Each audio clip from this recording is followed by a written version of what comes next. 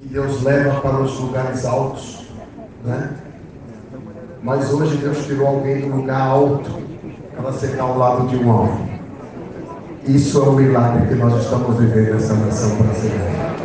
Aumenta a chiquita aí, se agradece a Deus por esse milagre. Meu Deus. No início dos anos 1990, o IBGE contabilizava 9% de evangélicos no Brasil. Àquela altura, eram cerca de 30 mil igrejas com CNPJ cadastrado. Mas de lá para cá, essa população cresceu como nenhuma outra no país. Os evangélicos superam 1/5 do total de brasileiros. O número de igrejas registradas saltou para mais de 178 mil, segundo um levantamento inédito obtido pelo Globo. E essa explosão demográfica alcança a política. O número de candidaturas de religiosos cresceu 11% em relação a 2018. Desse total, se a gente fizer uma conta rápida, 9 em cada 10 candidatos dizem que são evangélicos. Desde 2002, a bancada evangélica aumentou mais de 60%. Só nas eleições de 2018, o bloco elegeu 92 parlamentares. E esse fenômeno, naturalmente, faz com que o voto dos fiéis seja disputado pelos presidenciáveis, especialmente por Lula e Bolsonaro. O presidente conta com o apoio de importantes líderes do segmento, que servem como cabos eleitorais, fora e dentro dos cultos. Mas fique tranquilo, com você ou sem você, nós vamos vencer, porque o nosso general é isso. Nós só gostaríamos, pelo menos, se você tivesse coragem de dizer depois que não fez parte da nossa vitória. Mas pedir votos no culto é irregular. E também não agrada a todos os fiéis, como explica o antropólogo Juliano Speyer, autor do livro Povo de Deus, Quem são os evangélicos e por que eles importam. Está todo mundo jogando pedra na gente, como evangélicos, a gente precisa de alguma forma blindar essas pessoas, mesmo que elas não sejam aquelas que a gente considera ideais. Então, o que é interessante é ver alguns indícios de pessoas passando desse limite. Mas afinal, de que forma a política acompanha a evolução dessa população no país, que deve superar a católica em 2032? Qual é o limite da atuação dos pastores? E por qual razão a manifestação dos líderes religiosos não pode ser confundida com a opinião dos fiéis? Esses são alguns dos temas abordados na série de reportagens Salto Evangélico, publicada pelo Globo desde domingo, e também é o tema do Ao Ponto desta terça-feira. Eu sou o Roberto Maltic, estou com a Carolina Moran e nesse episódio conversamos com o repórter Bernardo Melo, que trabalhou em conjunto com os colegas de Brasília, São Paulo e aqui do Rio de Janeiro nessa série especial. O editor de política, Tiago Prado, também participa da conversa. Fique com a gente.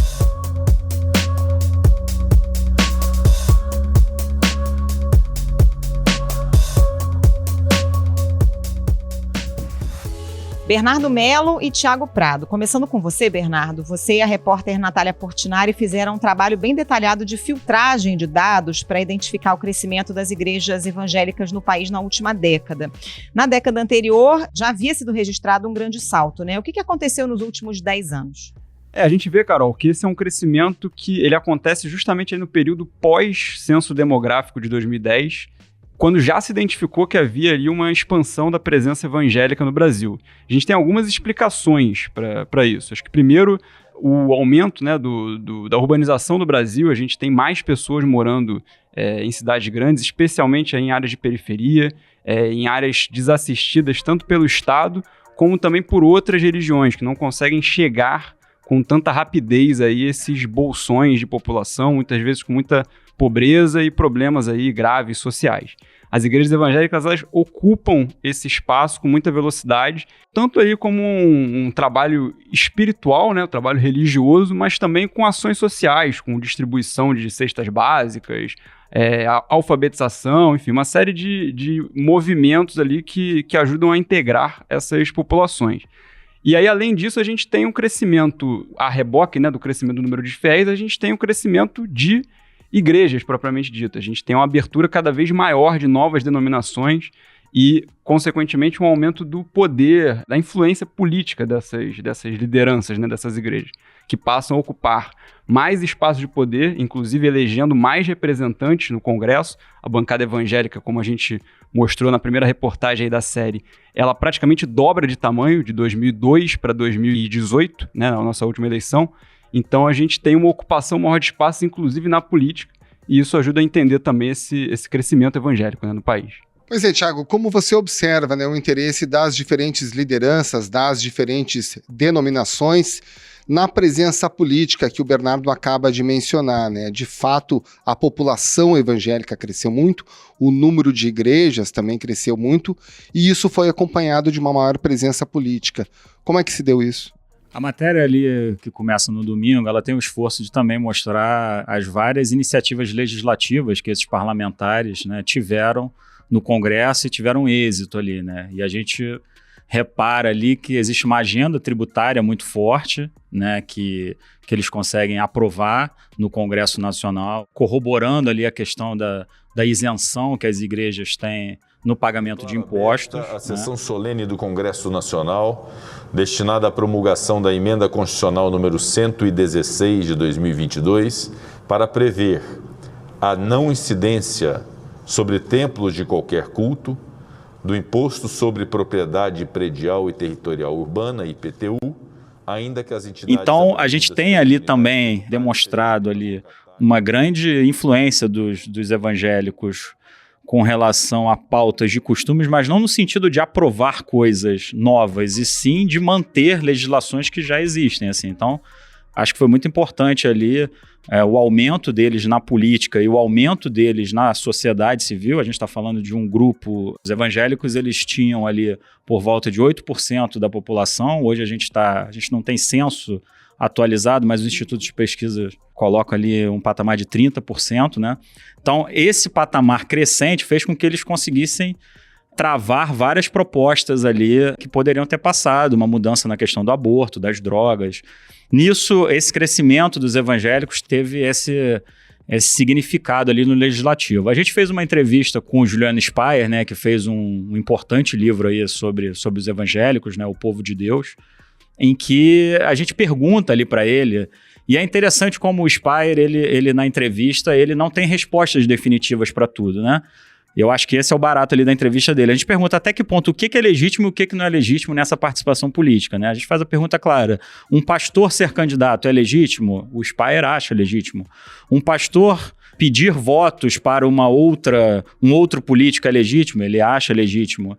A questão da influência na agenda tributária, o Juliano Speyer, ele já é de uma posição ali que ele já vê com um pouco mais de estranheza. Ele acha que não dá para comparar a bancada evangélica com uma bancada ruralista, por exemplo.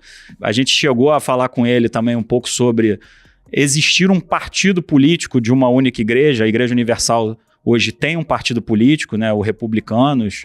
Também é uma resposta que ele não tem como definitiva, assim.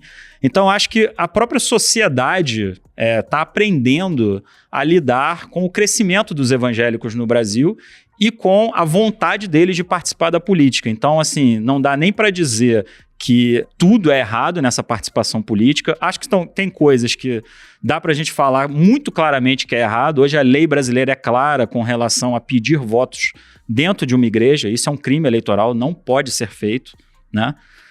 Mas tem outras coisas que ainda há uma zona cinzenta muito forte do que pode e o que não pode. E mesmo quem está estudando os evangélicos ainda não tem uma resposta pronta, mas o fato é, o crescimento dos evangélicos veio para ficar e eles querem sim ter cada vez mais protagonismo na política e isso precisa ser respeitado de alguma forma. Pegar esse gancho aí do Republicanos que você citou, Thiago, para falar um pouco da diferença entre as denominações, né? Porque a gente fala os evangélicos e não é verdadeiramente um grupo homogêneo. Por exemplo, na segunda-feira vocês detalharam o funcionamento da Assembleia de Deus, que dentro dela tem várias denominações, vários segmentos, rompimentos, enfim, não é um grupo coeso. Já na Universal a atuação é um pouco diferente, né? Tem uma liderança ali mais clara e inclusive um partido com o DNA da igreja. Fica nítida essa distinção na forma da atuação quando a gente analisa em profundidade cada denominação, Bernardo? Acho que a Assembleia de Deus e a Universal, elas têm diferenças muito claras, inclusive que marcam diferentes momentos da expansão evangélica no Brasil, né? A Assembleia de Deus ela é descrita, inclusive por pesquisadores que a gente ouve nas matérias, como uma rede de igrejas e não como uma igreja propriamente dita, né? Não é um organismo único, mas é quase um sistema de franquias ali, onde um pastor começa numa igreja, ele cresce, ganha prestígio, resolve abrir a igreja dele de forma separada, ou então, às vezes não tem nem relação com uma igreja ou com um conjunto de igrejas e também resolve abrir a sua própria Assembleia de Deus. Ao mesmo tempo, a gente tem na Assembleia de Deus os ramos principais, né, como a gente chama. Tem o Ministério de Madureira, que começou aqui no Rio, tem o Ministério do Belém, que começa em São Paulo, tem a Igreja Mãe das Assembleias de Deus, que é em Belém do Pará, e tem a Assembleia Vitória em Cristo, que é a igreja do pastor Silas Malafaia, um dos mais próximos ao presidente Jair Bolsonaro. Então a gente percebe que na própria organização das Assembleias de Deus a gente tem ali diferentes troncos e diferentes formas de se relacionar, seja com os fiéis através da doutrina ou até com o poder político, né, do país. E a Universal ela tem um formato ali muito mais centralizado na figura do Edir Macedo, que é o fundador da igreja, né, na década de 70. Ela marca ali um momento em que a doutrina ela tem uma ênfase maior na chamada teologia da prosperidade, que acho que muita gente já ouviu, que é a doutrina ali de associar a riqueza material à bênção divina, e tem também a ênfase ali em que para você ter essa bênção divina, você precisa contribuir. A contribuição financeira com a igreja ela é um aspecto fundamental para toda uma fase do movimento evangélico que começa ali de forma bem proeminente com a Igreja Universal.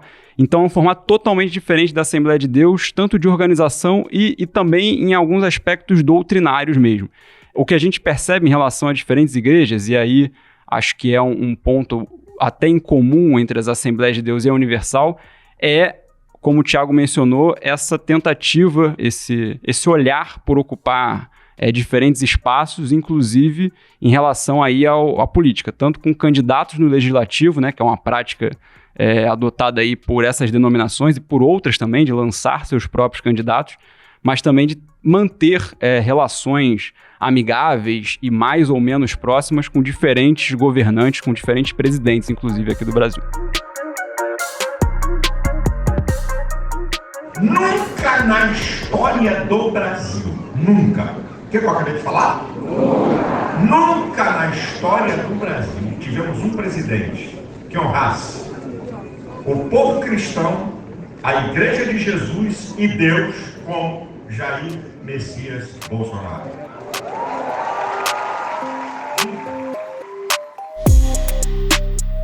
Pois é, né? As ligações entre lideranças evangélicas com políticos de diferentes colorações partidárias sempre ocorreu, mas nesse momento, né, Thiago, o que tem é uma vinculação muito clara entre lideranças evangélicas e o presidente Jair Bolsonaro. A defesa do Lula dentro das igrejas evangélicas hoje é bem mais acanhada e às vezes até certo ponto escondida, mesmo constrangida. Em primeiro lugar, como o Bolsonaro conseguiu se apropriar de certa forma das lideranças, do público evangélico, e em que momento houve a cisão dos evangélicos com o PT e com Lula, lembrando que o próprio Silas Malafaia, um dos mais vocais líderes da igreja evangélica, já foi apoiador do Lula. Eu acho que a gente tem que ir lá para a campanha de 2010, a campanha Dilma contra Serra. Essa é uma avaliação do próprio PT, então não sou eu aqui dizendo, enfim. Aquela foi uma eleição em que o debate sobre valores, né, ela começou a aparecer muito forte, assim, de um jeito que nunca tinha aparecido, né? Então o debate sobre o aborto, por exemplo, ali teve um marco ali naquela campanha, em que a Dilma se colocou de um jeito, o Serra se colocou de outro. Ali a gente começa a ter algumas lideranças que, como você falou, Maltic, que apoiavam o PT, começando a migrar. Então ali o pastor Silas Malafaia naquela campanha, por exemplo, chegou a querer apoiar a Marina Silva, na reta final vai de José Serra, e ali você começa a ter uma inflexão ali mais forte de líderes evangélicos começando a debandar para um antipetismo, né? Eu acho que tem um segundo momento aqui ao longo da década que você tem ali a Comissão de Direitos Humanos em 2013. Isso é um marco ali. Comandada pelo pastor Marco Feliciano. Exatamente, eu ia falar até, é um marco o que acontece ali, o pastor Marco Feliciano presidindo a sessão, e ali são colocados muitos debates, né, que vai aglutinando essa direita ali. É justamente ali que o Bolsonaro e o Feliciano, eles têm uma relação maior, isso é dito pelo próprio Feliciano, eles ficaram mais conectados ali naquela comissão. Eu estou enganado ou tem um episódio de aproximação do Marco Feliciano com o olavismo, inclusive, dentro desse processo? Ele começa a ler Olavo e diz que através de Olavo ele começa a entender muito melhor o seu inimigo, o seu adversário. Isso também eu acho que faz parte um pouco. Essas coisas vão acontecendo ao longo da década e aí eu acho que o Bolsonaro, falando dele especificamente, ele consegue captar um vento do momento ali, né? Um vento do momento da década, né? Então, o Bolsonaro, ele faz o batismo dele em 2016 no Rio Jordão com o pastor Everaldo, né? O Bolsonaro ali, ele consegue captar várias coisas que a sociedade brasileira pedia. Então, ele consegue ali captar o sentimento antipolítica, consegue captar esse crescimento dos evangélicos na política e ele... o próprio Speyer fala isso na nossa entrevista, nenhum presidente brasileiro destratou os evangélicos, mas nenhum presidente colocou os evangélicos como protagonista no debate público como o Bolsonaro. E essas sinalizações são feitas na campanha de 2018, ele consegue ali na última semana de campanha ter ali o apoio do Edir Macedo, a Universal não apoiava o Bolsonaro até a última semana de campanha, estava com o Geraldo Alckmin. E o Bolsonaro assume e faz muitos gestos mirando esse público. E eu acho que a indicação do André Mendonça para o Supremo Tribunal Federal é um grande símbolo disso, né? Que ele colocou um evangélico na Suprema Corte Brasileira que não tinha um representante do segmento desde então. Assim. Então eu acho que a década foi se guiando dessa forma, tá? E isso fez com que as lideranças evangélicas se aproximassem mais do Bolsonaro.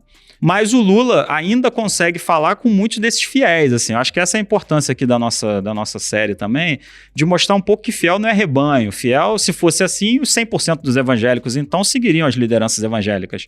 Não é isso que acontece nas pesquisas até o momento. A gente vê ali... A gente vem falando aqui no Ao Ponto, em algumas conversas nossas, que o Bolsonaro tem dificuldade de reproduzir o resultado dele entre os evangélicos, como ele teve em 2018. As mulheres evangélicas têm dado dificuldade para o Bolsonaro nesse sentido. O eleitor evangélico de 1 salário mínimo, abaixo de 2 salários mínimos, também não é totalmente Bolsonaro, assim, o Lula consegue, né, ser parelho ali. Então, acho que isso que é importante da gente pontuar aqui. As lideranças evangélicas hoje, majoritariamente, são, sim, a favor de Jair Bolsonaro, mas o fiel não segue tudo que o líder evangélico manda. Não é assim que funciona mesmo. Assim.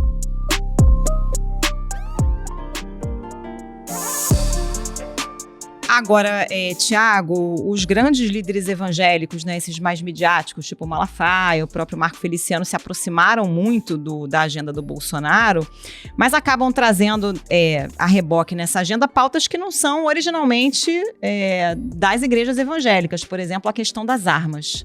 Né? Até que ponto esses líderes abraçaram uma agenda que não era originalmente a pauta das denominações ou dos fiéis? Muitos evangélicos resistem, inclusive, a essa pauta armamentista, né? Sim, acho que esse é um dos fenômenos que mostram como o Bolsonaro conseguiu o apoio desse público a despeito de uma pauta que esse público rejeita. A socióloga Esther Solano tem grupos aí que ela tem feito pesquisas ao longo da campanha de evangélicos, né, que apontam 3 problemas ali, vamos dizer assim, do Bolsonaro nesse público evangélico, né? Um é esse, das armas, né? O público evangélico ainda é majoritariamente contra, tá? Embora hoje em dia cada vez mais a gente veja um crescimento de opinião favorável às armas nesse segmento. Já é possível, por exemplo, ver o pastor Silas Malafaia defendendo a questão do porte em propriedades rurais, era algo que ele não falava antes. Mas é um tema que não une os evangélicos de forma alguma. A agressividade do Bolsonaro é outro tema que também incomoda os evangélicos, e a postura na pandemia. São essas 3 coisas que pegam muito nesses grupos que a Esther Solano vem pesquisando ali. Então eu acho que assim, essas lideranças evangélicas têm pontos de divergência com o Bolsonaro, claramente. Mas elas, mesmo assim, de novo, ninguém deu tanto protagonismo na política para essas lideranças como o Bolsonaro. Então, a despeito das divergências, elas continuam apoiando o presidente. Bernardo, para além das divergências e das diferentes opiniões, você acredita, por tudo que você apurou ao longo das últimas semanas, você acredita que o fiel aceita bem a politização dos líderes e das próprias igrejas? Essa é uma grande discussão atualmente, né, Maltic? A gente tem exemplos aí, inclusive o Juliano Speyer cita nessa entrevista que a gente fez com ele para a abertura da série, exemplos de conflitos em igrejas. A gente teve um caso numa congregação cristã do Brasil no estado de Goiás, em que houve inclusive ali uma discussão de fiéis, um deu um tiro no outro. A gente tem uma outra situação também, lembrada pelo Juliano Speyer, em que o presidente da Convenção Batista Carioca, que é uma entidade aí que reúne diferentes igrejas batistas aqui no estado do Rio, ele foi a um evento do ex-presidente Lula, discursou a favor do Lula e foi maciçamente criticado na igreja, acabou tendo que renunciar a esse cargo. Então, existe um clima tão exacerbado dentro, acho que da política brasileira como um todo, que está entrando nas igrejas, que a gente vê um fenômeno de muitos fiéis, inclusive fiéis com os quais a gente conversou para essa série, uma série que envolveu aí uma apuração de outros repórteres aqui da editoria aqui no Rio, das sucursais de São Paulo e Brasília, que conversaram com fiéis em igrejas, e alguns desses fiéis relatam que essa politização dentro dos templos está começando a ser desagradável. Que há um excesso hoje de política no púlpito. Eu estou vendo, inclusive, às vésperas de eleição, muitos pastores mais preocupados em orientar, entre aspas, os seus fiéis em quem votar, do que especificamente pregar a palavra, entendeu? Deixa essa decisão do eleitor de uma forma particular e faça aquilo que é o básico, né, que o pastor deveria fazer. Eles tentam até evitar entrar em discussões aí políticas que muitas vezes são levantadas pelos próprios pastores ali, pelas próprias lideranças desses tempos. Então é uma relação, a presença evangélica na política aumentou, que era até uma demanda tanto das lideranças como dos próprios fiéis, em muitos casos, de se sentirem mais representados. Agora o processo, de certa forma, inverso está acontecendo. A política está entrando num ritmo muito acelerado nos templos e isso gera aí uma certa resistência em muitos casos. E aí, Bernardo, tem uma tese que está rolando, alguns donos de institutos de pesquisa, o Felipe da Quest é um deles, né? A gente discutiu muito em 2018, continua discutindo a questão do voto silencioso, o voto envergonhado em Jair Bolsonaro, ou seja, aquele voto que não aparece na pesquisa, o cara não fala na pesquisa e depois vota em Bolsonaro. Há uma tese de um voto envergonhado em cima do Lula, que pode estar acontecendo, inclusive entre evangélicos. A Esther Solano, por exemplo, talvez isso possa estar acontecendo na opinião dela. Assim. Então, pode ser que a gente esteja muito com essa percepção do evangélico ser bolsonarista por conta dos resultados na pesquisa. De fato, o Bolsonaro pontua muito mais do que o Lula entre os evangélicos, mas há uma tese de que possa estar havendo um voto envergonhado em Lula nesse segmento a conferir aí dia 2 de outubro. Quais são as pontes hoje dessas lideranças evangélicas com a esquerda e como é que eles devem atuar num possível governo do PT? Essa é uma grande questão também, Carol, que nos faz aí especular muito conversando com lideranças. Afinal, todo mundo que está sendo oposição ao Lula vai compor com o Lula depois ou a gente vai ter uma constituição de uma direita religiosa brasileira pela primeira vez na oposição, né? Vale lembrar que nos governos Lula, Silas Malafaia, Edir Macedo, R.R. Soares, todas essas principais lideranças que hoje se opõem ao ex-presidente, apoiavam o PT ali, o governo do PT, né? É difícil especular isso, porque em alguns momentos a impressão que eu tenho é que determinados caminhos me parecem sem volta. Eu não consigo enxergar, depois de tantos discursos duros do pastor Silas Malafaia, qualquer composição com o PT. Se a gente olhar a Folha Universal hoje, que é o principal veículo de comunicação da Igreja Universal distribuído nas igrejas, enfim, e que tem uma tiragem muito forte ali, são textos muito duros contra o Partido dos Trabalhadores. Então, qualquer composição com o PT vai ter que vir acompanhada de uma mudança radical de posição do que está acontecendo nessa campanha agora. Assim.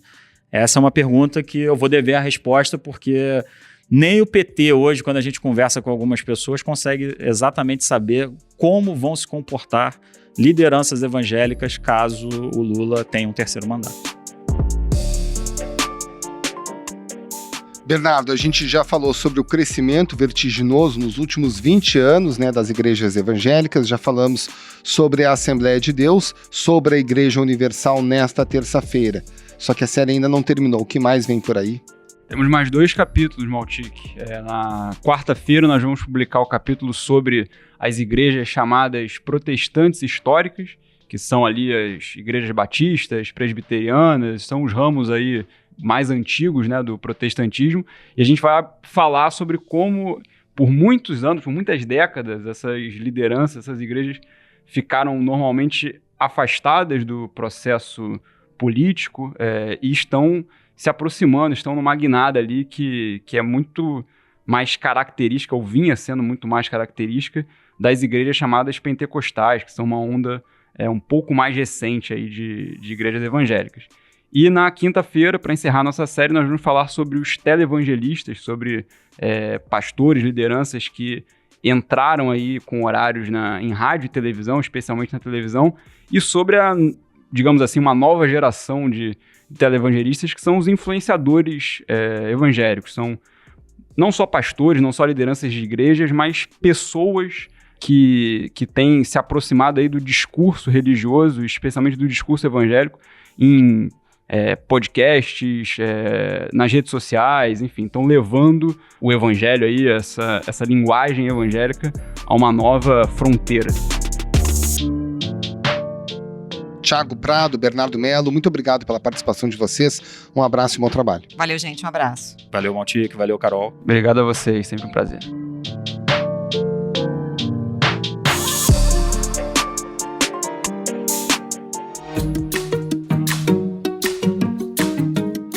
Esse foi o Ao Ponto de hoje, o podcast diário da redação do Globo. Nessa conversa, a gente conta com a participação de toda a equipe do jornal, as mesmas pessoas que levam até você informação e análise de qualidade todos os dias. Quer saber mais? Assine o Globo. Acesse assineoglobo.com.br e confira todas as notícias e reportagens especiais. Nesse episódio, além dos áudios da TV Globo, a gente utilizou os áudios obtidos pelos repórteres do Globo. Um agradecimento especial